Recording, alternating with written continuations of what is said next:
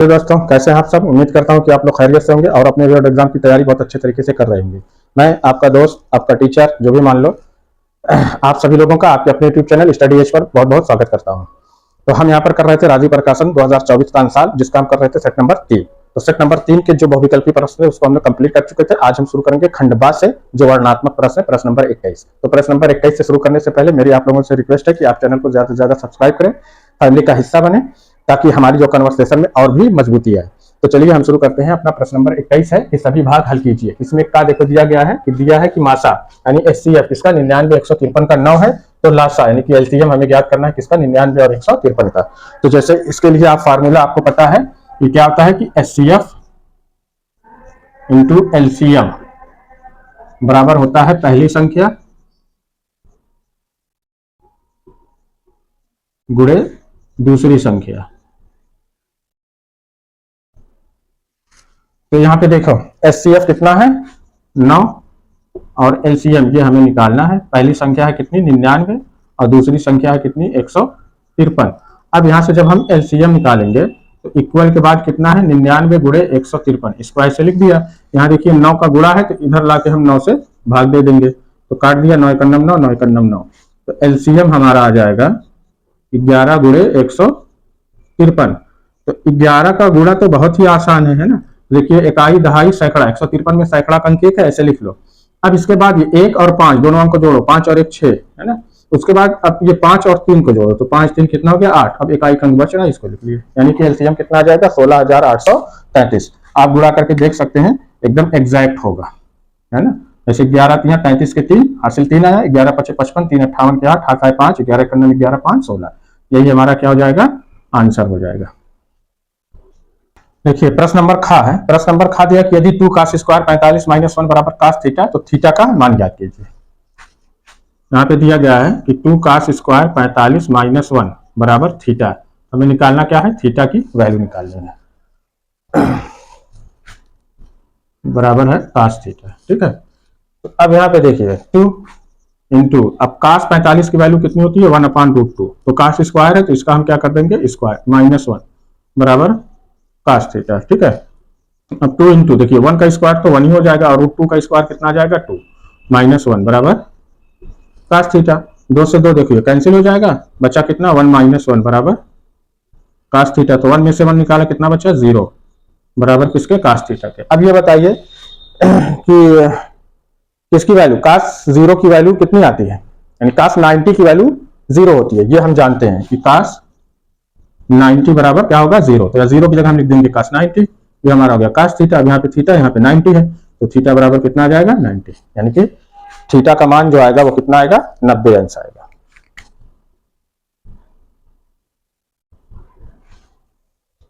अब देखिए प्रश्न नंबर गा। प्रश्न नंबर गा है कि बिंदुओं 4y और 12 3 के बीच की दूरी 10 मात्रक है, तो y का मान ज्ञात कीजिए। दो बिंदु हमें दिया गया है, कौन है 4 और y, दूसरा है 12,3। अब इनके बीच की जो दूरी है वो कितनी है 10 मात्रक है, ठीक है। तो फार्मूला हमें पता है कि दो बिंदुओं के बीच की जो दूरी होती है वो हम कैसे निकालते हैं, रूट में हमारा होता है कि x2 - x1 का whole square plus y2 - y1 का होल स्क्वायर, ठीक है। ये बराबर देखो x1 - x2 और y1 - y2 भी होता है ना, जो भी लिखो। अब यहां देखिए इनके बीच की दूरी कितनी है 10। अब यहां पे हम सारी वैल्यू को पुटअप कर दें, तो देखिए x2 अब यहां से हम निकालते हैं, देखो x1 और x2। तो ये जो हमारा है ये हमारा आएगा x1 और ये होगा y1। ये है हमारा x2 और ये है y2, ठीक है। अब यहाँ पे देखिए x2 बराबर कितना है 12, तो यहाँ हमने लिखा 12 माइनस, और x1 बराबर कितना है 4, इसका क्या हो जाएगा होल स्क्वायर प्लस। अब देखिए y2 की वैल्यू कितनी है 3 माइनस, और y1 की वैल्यू कितनी है y स्क्वायर। ऐसे क्वेश्चन किसी सेट में हम लगा चुके हैं। अब हम क्या करेंगे, इन दोनों पक्षों का वर्ग कर देते हैं। तो 10 का हम वर्ग करेंगे तो 10 का स्क्वायर बराबर, अब यहां से देखो घटा लो, 12 में से 4 का कितना बचेगा 8, इसका स्क्वायर हो जाएगा प्लस 3 - y का होल स्क्वायर। अब इन पूरे का हम क्या कर देंगे वर्ग कर देंगे। ठीक है, अब देखिए 10 का वर्ग कितना आ जाएगा 100, 10 दहा में 100 होता है, बराबर यहां से देखिए स्क्वायर से इसका रूट क्या हो गया कैंसिल, ये बच्चा हमारा 8 अट्ठा कितना आ गया 64 प्लस 3 माइनस वाई का होल स्क्वायर। ठीक है, अब इस 64 को हम इधर लेके आए तो 100 ये प्लस है इधर आएगा तो माइनस 64 हो जाएगा, बराबर यहाँ बच रहा है हमारा 3 माइनस वाई का होल स्क्वायर।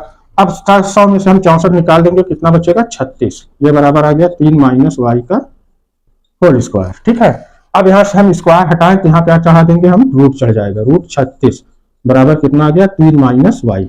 अब 36 का कितना आता है 6, ये बराबर हो गया 3 माइनस वाई। ठीक है, अब यहाँ पे देखिए 3 माइनस वाई बराबर 6,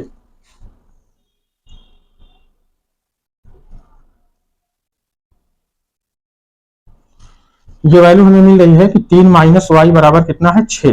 तो देखिए y, अब यहाँ देखिए माइनस वाई बचेगा बराबर 6 है, तो ये प्लस 3 इधर जाएगा क्या हो जाएगा -3, तो y बराबर कितना आ गया, 6 में से -3 निकालेंगे तो कितना आ जाएगा 3, तो माइनस वाई बराबर 3, तो y बराबर कितना आएगा -3, ये वैल्यू हमारी आ गई। तो क्या यही हो सकती है, मान इसका निगेटिव भी ही हो सकता है? ऐसा नहीं है, यहाँ पे जो हमारा 6 आएगा ये प्लस और माइनस में हो सकता है। ठीक है, तो एक बार हमने प्लस लिया है तो दूसरी बार हम क्या ले लेते हैं माइनस में ले लेंगे। तो माइनस में देखिए यहाँ पे करते हैं हम, यहाँ लिख लेते हैं कि 3 माइनस वाई बराबर कितना ले लें हम -6 ले लें। तो देखो माइनस वाई इधर बचा, ये +3 है तो इधर जाएगा क्या हो जाएगा -3। ठीक है, तो देखो माइनस वाई बराबर कितना आ गया -9, तो वाई बराबर कितना आ जाएगा 9, यानी कि एक वैल्यू हमारी क्या आ जाएगी 9 आ जाएगी। तो इस तरीके से वाई के दो मान यहाँ पर मिल रहे हैं, कौन कौन, -3 और 9। ठीक है, तो देखते हैं प्रश्न नंबर 21 का घ। इसमें दिया कि बिंदु एक्स वाई बिंदुओं 3, 6 और -3, 4 से समदूरस्थ हों, तो एक्स वाई के संबंध ज्ञात कीजिए। तो यहाँ पर देखिए आप पहले एक रफली डायग्राम यहाँ पे बना लेते हैं। ये मान लीजिए कि कोई एक्स अक्ष है, यहाँ पर एक बिंदु ये ए है और दूसरा बी है। ठीक है, अब यहाँ पे देखिए ए का निर्देशांक है कितना 3, 6 और बी के निर्देशांक है कितना -3 और 4, ये है।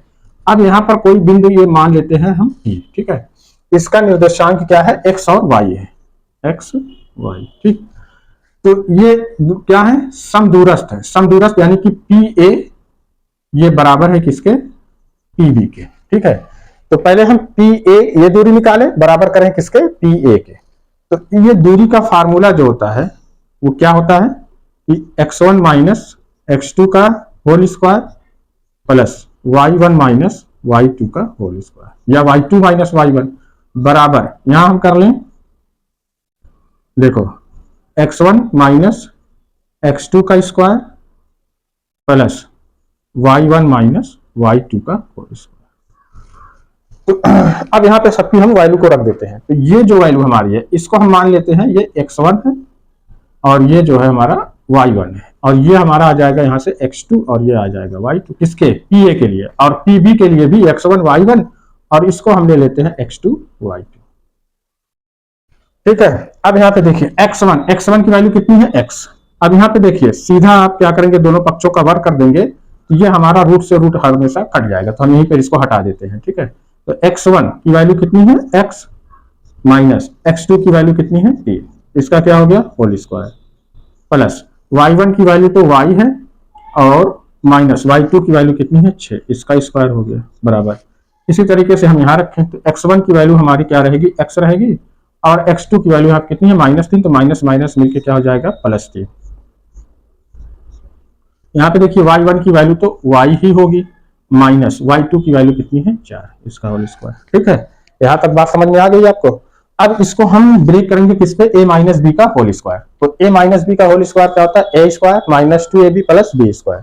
तो a की जगह पे क्या है x, तो हो गया x स्क्वायर माइनस 2ab, तो 2 लिखोगे गुणे a की जगह पे x और b की जगह पे 3, तो 2 तिहाई कितना हो जाएगा 6x प्लस और 3 त्रिका कितना हो गया 9, ये रख लिया। इसी तरीके से हम इसको तोड़ देंगे तो y स्क्वायर हो जाएगा माइनस 2 छक 12y और प्लस 6 का स्क्वायर कितना आ जाएगा 36।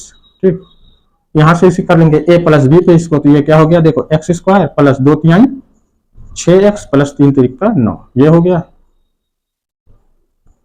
थोड़ा सा छोटा होगा तो आप उसको एडजस्ट कर लेना ना, क्योंकि स्पेस कम है। तो a माइनस बी पे तोड़ेंगे तो क्या हो गया y स्क्वायर माइनस 2 चौक 8y प्लस 4 का स्क्वायर कितना आ गया 16। ठीक, अब देखो ये x square minus 6x plus 9। ठीक है, एक्स वाली वैल्यू यहाँ पे है, प्लस एक्स है, इधर आएगा तो क्या हो गया minus x square minus 6x और माइनस 9 बराबर, यहाँ पे देखो कितना है Y square minus 8y plus 16। ठीक, वाई वाला देखो प्लस वाई है, इधर जाएगा तो क्या हो गया minus Y square, minus 12y है तो क्या हो गया बेटा प्लस 12y, प्लस 36 है तो क्या हो गया माइनस 36। ठीक, अब इसमें जो वैल्यू हमारी कैंसिल हो रही है उसको हम क्या कर देंगे कैंसिल कर देंगे। तो यहां से देखो plus x square minus x square. ठीक है, और दूसरा देखो प्लस 9 और माइनस 9, इधर देखो plus Y square minus Y square, है ना, और तो कोई है नहीं। तो यहाँ पे देखो ये हमारा हो जाएगा माइनस 6x यानी कितना बच्चा माइनस 12x। ठीक है, बराबर यहाँ पे देखिए माइनस 8y और ये प्लस 12y, तो प्लस 12y में से माइनस 8y हम निकाल देंगे, कितना बचेगा प्लस का 4y। ठीक, और यहाँ देखिए कितना है माइनस 36 है और यहाँ कितना है 16, तो माइनस 36 में से हम 16 निकाल देते हैं तो कितना बचेगा हमारा यहाँ पे माइनस 20। ठीक, अब इस y को हम इधर लेके आए तो देखो माइनस 12x प्लस 4y है, इधर आएगा माइनस 4y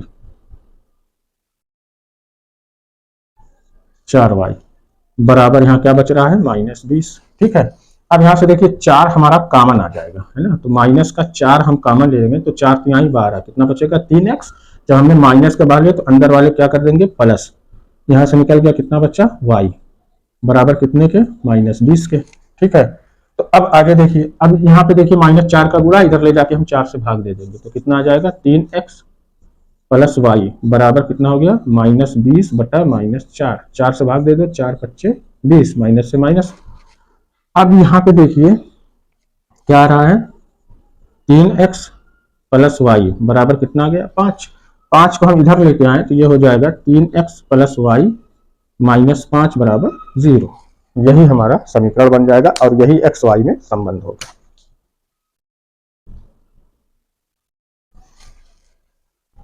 अब हम देखते हैं प्रश्न नंबर अंगा। इसमें दिया है कि एक लंबवृत्तीय शंकु के आधार की त्रिज्या कितनी है 3.5 सेंटीमीटर तथा ऊंचाई कितनी है 12 सेंटीमीटर, तो शंकु का आयतन ज्ञात कीजिए। ये सारे प्रश्न 2-2 नंबर के हैं, है ना। तो यहाँ पर देखिए शंकु के आधार की त्रिज्या यानी कि r बराबर है 3.5 सेंटीमीटर और इसकी ऊंचाई h बराबर दिया है कितना 12 सेंटीमीटर। ज्ञात क्या करना है शंकु का आयतन, तो शंकु के आयतन का फार्मूला होता है 1/3 पाई आर स्क्वायर एच। सारी वैल्यू यहाँ पे रखिए 1/3 पाई की वैल्यू 22/7, आर की वैल्यू है 3.5 का स्क्वायर कर देंगे तो ये 3.5 गुणे 3.5 और एच की वैल्यू कितनी है 12। यहाँ से देखो हम काट देंगे 3 चौक 12, ये कट गया और ये 7 पच्चे 35, कितना आ जाएगा 0.5। अब देखो बच क्या रहा है कि 22 गुणे 3.5 गुणे और ये 4 पच्चे 20, तो एक अंक के बाद दशमलव तो यहाँ दशमलव लगा देंगे, मतलब कितना हुआ 2 हुआ। अब आगे देखो आसानी के लिए 22 और ये 35 गुना कितना हो जाएगा 70। ठीक है, तो एक अंक के बाद यहाँ दशमलव यहाँ यानी मतलब कितना हो गया ये 7 हो गया, है ना।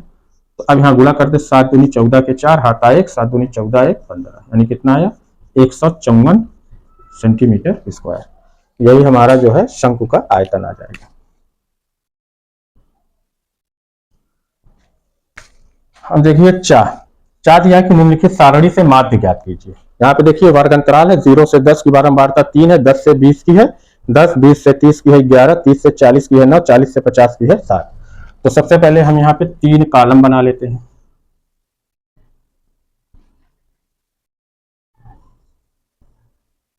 यहां हम लिखेंगे वर्ग अंतराल और यहां हम लिखते हैं बारंबारता।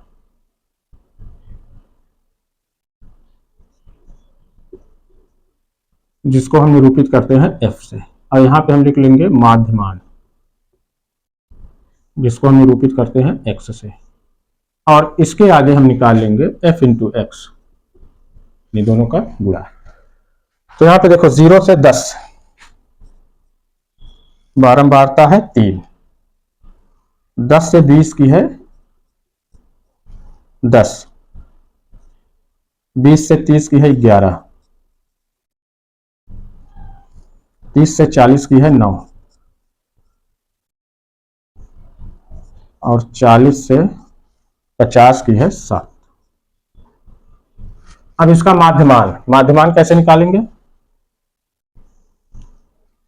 इन दोनों को जोड़कर 0 और 10 को जोड़ो, कितना आएगा 10, 10 में 2 से भाग दे देंगे, कितना आ जाएगा 5। इसी तरीके से 10 और 20 को जोड़ेंगे, कितना आएगा 30, 30 में 2 से भाग देंगे, कितना आ जाएगा 15।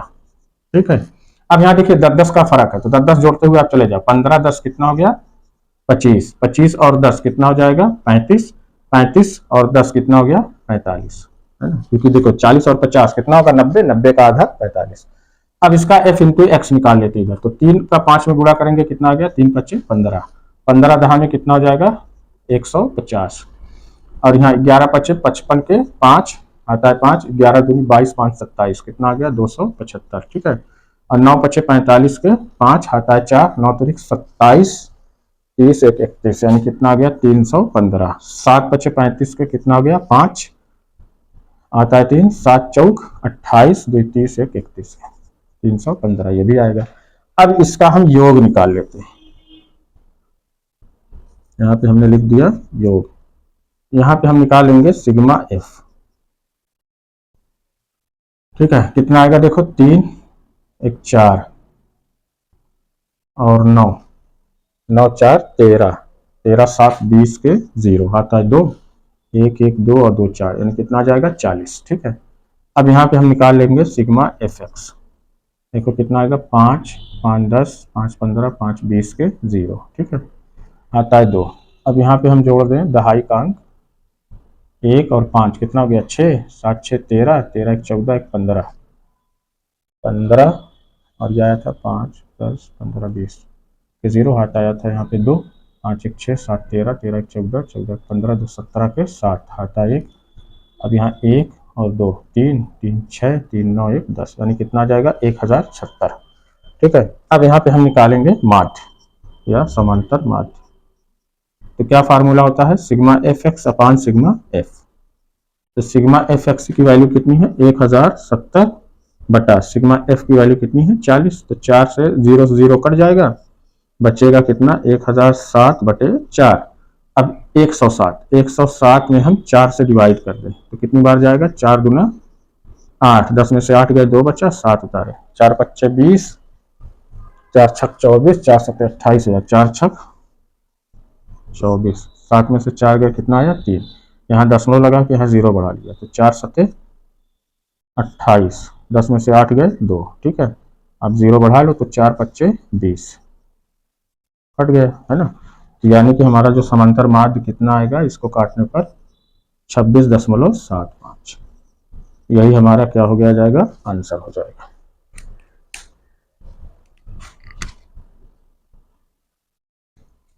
चलिए अब हम शुरू करते हैं प्रश्न नंबर 22। प्रश्न नंबर 22 दिया किन्हीं 5 भागों को हल कीजिए। इसमें कहा है कि द्विघात बहुपद x स्क्वायर धन 12 धन 7x के शून्यांक ज्ञात कीजिए और शून्यांकों तथा गुणांकों के बीच के संबंध की सत्यता की जांच कीजिए। तो समीकरण है हमारे पास, ये है x स्क्वायर धन 12 धन 7x, इसको हम लिख लेते हैं, देखो x स्क्वायर धन 7x धन 12 बराबर 0, सिस्टमेटिक तरीके से इसको हम लिख लेंगे। अब यहाँ पे देखिए अचर पद कितना है 12 और एक्स स्क्वायर गुणांक कितना है 1, तो 12 का 1 में गुणा करेंगे कितना आएगा 12, यानी कि दो संख्या में पता करनी है जिनका गुणा करने पर कितना है 12, और उन्हीं दोनों को जोड़ दे तो कितना आना चाहिए 7 आना चाहिए। तो यहाँ पे देखिए दो संख्या 4 और 3 का गुणा करेंगे कितना आएगा 12, और 4 में यही 3 जोड़ देंगे कितना आ जाएगा 7। तो यहाँ पे जो 7x है इसी को हम तोड़ देते हैं किसमें 4x धन 3x और धन 12 बराबर 0। यहाँ से देखिए हम कॉमन ले लेंगे x, क्या आ जाएगा हमारा x प्लस 4। ठीक है, यहाँ से हम कॉमन ले लिया प्लस 3, यहाँ पे भी हमारा बचेगा x प्लस 4 बराबर 0 पे। ठीक है, अब यहाँ पे देखो x प्लस 4 और x प्लस 4 ये हम कॉमन ले लेते हैं, यहाँ पे हमारा बच जा रहा है कि x प्लस 3 बराबर 0। ठीक, अब यहाँ पे देखिए x प्लस 4 बराबर क्या है 0, तो x बराबर कितना आएगा -4। दूसरा है हमारा कि x प्लस 3 बराबर कितना है 0, तो x बराबर कितना आएगा -3। तो यहाँ पर हमें दो शून्यांक मिल रहे हैं इस समीकरण के, कौन कौन -4 और 3, ये है हमारा -4 और दूसरा है -3। अब यहाँ पर हम निकाल लेते हैं शून्यांकों का योगफल। अब दो शून्यांक अगर हम देख लें कि अल्फा प्लस बीटा है ना, एक शून्यांक हमारा क्या हो जाता है अल्फा और दूसरा हो जाता है बीटा। तो शून्यांकों का योगफल, यानी कि हम देखो लिखने के बजाय हम लिख देते हैं कि अल्फा प्लस बीटा बराबर क्या होगा, देखो x है ना, यहां से देखिए क्या आता है कि माइनस एक्स का गुणांक अपान एक्स स्क्वायर का गुणांक, है ना, फार्मूला भी अप्लाई कर सकते हो, माइनस एक्स का गुणांक अपान एक्स स्क्वायर का गुणांक। ठीक है, तो देखिए अल्फा, अब एक वैल्यू हम अल्फा बराबर कितना ले लिए, -4 प्लस, और दूसरी वैल्यू बीटा कितनी है, -3। ठीक है, अब देखो माइनस एक्स का गुणांक कितना है, 7 बटे एक्स स्क्वायर का गुणांक कितना है, 1 है, लिख लिया। अब देखो ये हो गया -4 प्लस माइनस कितना हो जाएगा, -3 बराबर कितना हो गया, -7 के। एक माइनस प्लस कितना हो गया, -7/1। अब -4 -3 कितना आ गया, -7, और एक में हम -7 से भाग देंगे कितना आ गया, -7, यानी कि दोनों तरफ वैल्यू क्या हो रही है, बराबर हो रही है, तो ये एकदम से सही है। ठीक है, अब दूसरा हम निकालते हैं अल्फा इंटू बीटा। हम निकाल लेते हैं अल्फा इंटू बीटा। ये क्या होता है, ये होता है अचर पद बटे एक्स स्क्वायर का गुणांक। तो अल्फा की वैल्यू कितनी है, -4, और बीटा की -3।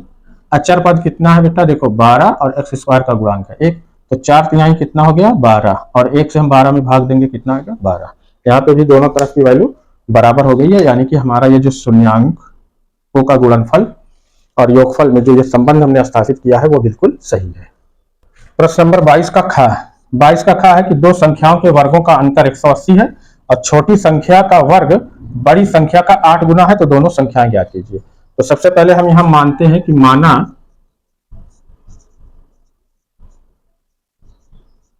बड़ी संख्या x और छोटी संख्या y है। ठीक है, अब देखिए प्रश्नानुसार क्या है कि दोनों संख्याओं के वर्गों का अंतर, यानी कि एक्स स्क्वायर और वाई स्क्वायर, इसका अंतर कितना है, 180 है, इसे हम मान लेते हैं समीकरण 1। दूसरी बात कह रही है, कहा जा रहा है कि छोटी संख्या का वर्ग, छोटी संख्या कौन है, y, इसका जो है वर्ग ये क्या हो रहा है, बड़ी संख्या का 8 गुना। तो बड़ी संख्या हमने x माना है, तो x का 8 गुना कितना हो जाएगा, 8x, इसको हम मान लेते हैं समीकरण 2। ठीक है, अब ये जो वाई स्क्वायर का मान है इसको हम कहा रख दे, समीकरण 1 में। यहां पे हम लिखेंगे कि वाई स्क्वायर के मान को समीकरण 1 में रखने पर, समीकरण 1 क्या है कि एक्स स्क्वायर माइनस, अब देखिए वाई स्क्वायर बराबर कितना है, 8, तो यहाँ पे 8x बराबर कितने को हो गया, 180 के। इसको हम इधर लेके आएंगे तो ये हो गया x square minus 8x plus 180 है, इधर आएगा -180 बराबर 0। अब ये हमारा द्विघात समीकरण है। सेम प्रक्रिया अपनाएंगे कि गुणा करने पे कितना है, -180, और जोड़ने पे कितना है, -8। तो यहाँ पे देखिए दो संख्या हमें मिल रही है, -18 में हम 10 का गुणा कर दे तो कितना आ जाएगा, -180। ठीक है, अब यही -18 में हम 10 जोड़ दें तो -18 में से 10 निकालोगे क्योंकि प्लस माइनस में है, तो कितना आ जाएगा, -8। तो यहाँ पे ये जो -8x है इसको हम तोड़ते हैं किसमें, -18x प्लस 10x और -180 बराबर कितने के, 0 के। अब यहाँ से देखिए x और यहाँ से x हम कॉमन ले लेते हैं, कितना आएगा, x -18, यहाँ से हम प्लस 10 कॉमन लेंगे तब भी हमारा आएगा x -18, है ना, बराबर किसके होगा, ये 0 के। अब देखो x -18 x -18, तो x -18 हम ले लेते हैं तो बचा कितना, x प्लस 10 बराबर किसके, 0 के। अब यहां से देखिए हम 0 से कंपेयर कराएंगे दोनों का, तो देखिए x -18 बराबर 0, तो x बराबर कितना आ गया, 18। दूसरा हमारा कि x प्लस 10 बराबर 0, तो x बराबर कितना आ गया, -10, क्योंकि प्लस इधर जाएगा माइनस। तो ये वैल्यू हमारी किसमें है, माइनस में, तो इसे हमें कंसीडर नहीं करना है, हम x बराबर 18 ले रहे हैं। ठीक है, अब इस x के मान को हम रख दें यहाँ पे समीकरण 2 में, है ना, तो हमारा क्या आ जाएगा, y का मान आ जाएगा। तो यहाँ पे हम लिख देते हैं कि x के मान को समीकरण 2 में रखने पर, तो समीकरण 2 कहाँ है, देखो ये है Y square minus Y square बराबर कितना है 8x। तो देखिए वाई स्क्वायर बराबर 8 गुणे और x की वैल्यू कितनी आई है 18। तो वाई स्क्वायर बराबर कितना हो जाएगा 8 8 64 के 4 आता है 6, 8 का नम 8 6 14, ये कितना आएगा 144। तो यहाँ पे देखिए वाई स्क्वायर बराबर 144, तो वाई बराबर कितना हो जाएगा, स्क्वायर हटाया तो 144 पे रूट चढ़ा दिया, तो वाई बराबर कितना आ जाएगा 144 का स्क्वायर रूट कितना आएगा 12, 12 बरहियम 44, यानी 144 का वर्गमूल 12 आएगा। तो हमारे दो संख्या मिल रही है कौन कौन, x बराबर 18 और y बराबर 12। देखिए प्रश्न नंबर 22 का गा है। गा है कि सिद्ध कीजिए कि बाह्य बिंदु से किसी वृत्त पर खींची गई दो स्पर्श रेखाओं के बीच का कोण स्पर्श बिंदु से मिलाने वाले रेखाखंड द्वारा केंद्र पर अंतरित कोण का संपूरक होता है। तो पहले हम फिगर बनाते हैं। देखिए ये एक वृत्त है, ये इसका हम केंद्र है ओ, ये ले लेते हैं। अब इसका ये कोई बाह्य बिंदु है, ठीक है। यहां से देखो ये वृत्त पर खींच स्पर्श रेखा है, इसको हम मान लेते हैं P, ये जहां स्पर्श करता है Q और R, ठीक है। अब यहां से R से इसके केंद्र से ये हम मिला देते हैं, ठीक है। तो स्पर्श बिंदु द्वारा ये वृत्त पर जो कोण बनाता है कितने का, ये 90 अंश का बनाता है ना। और एक ये कोण बन रहा है और ये हमारा केंद्र पर कोण बन रहा है, ठीक है। तो सबसे पहले देखो इसमें हम लिखेंगे कि दिया है,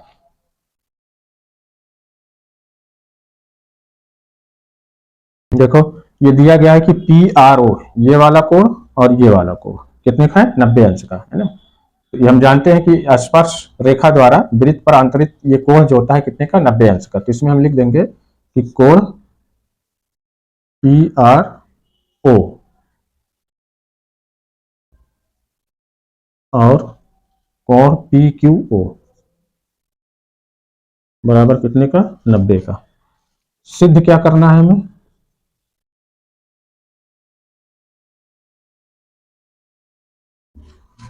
सिद्ध करना है कि ये दोनों कोण, ये जो है हमारा QOR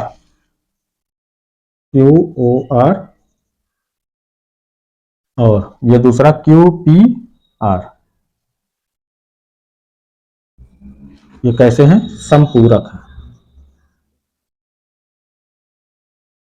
संपूरक है, संपूरक मतलब कि दोनों कोणों का योग कितना हो 180 अंश हो, है ना। यानी कि कोण QOR प्लस कोण QPR बराबर कितने का है 180 का। यही अगर हम सिद्ध कर देंगे तो ये हमारा प्रूफ हो जाएगा। तो अब यहाँ पे देखिए ये हमारा क्या बन रहा है, ये QORP ये एक चतुर्भुज है ना। तो चतुर्भुज के चारों कोण का योग कितना होता है,